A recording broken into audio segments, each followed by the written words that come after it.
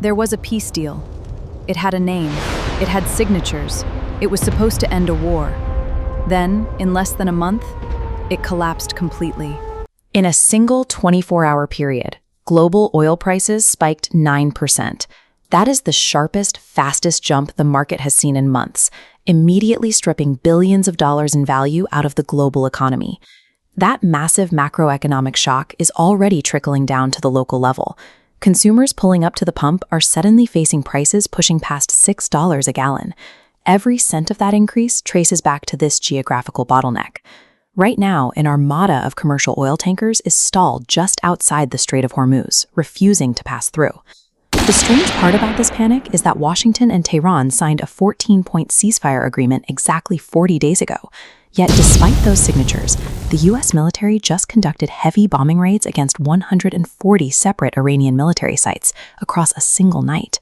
And on the other side of the water, Iranian forces are concurrently firing waves of ballistic missiles right back at American positions. We are not looking at a complete return to total war, nor are we looking at peace. The region is trapped in a violent limbo, and that instability is bleeding the global economy dry by the hour. To understand why the deal collapsed so quickly, we have to look at the scale of the violence that preceded it. Back in February 2026, the US and Israel launched a massive, coordinated air campaign against Iran. Those allied strikes were methodical. They systematically dismantled Iranian military command structures and leveled critical nuclear development infrastructure.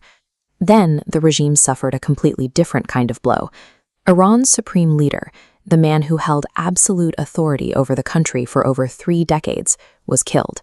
His son immediately stepped into the vacuum.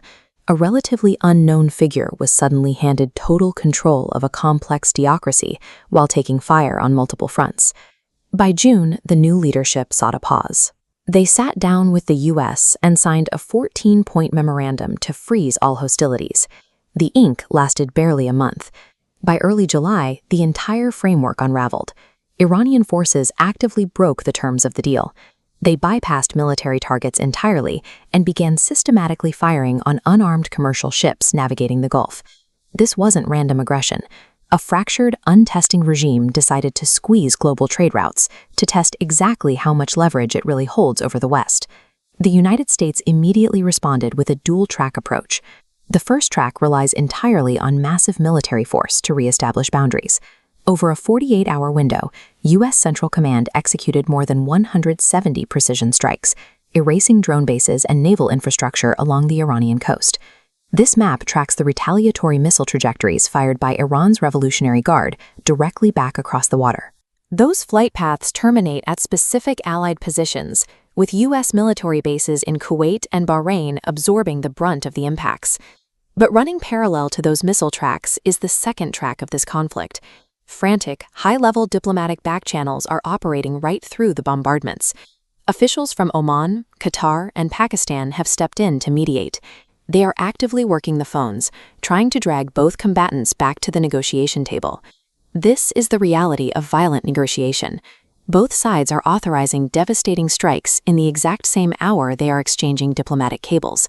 The violence and the diplomacy are working together. The military strikes are the exact mechanism both governments are using to dictate their terms for the ceasefire. This chart shows the direct penalty the rest of the world pays for this standoff.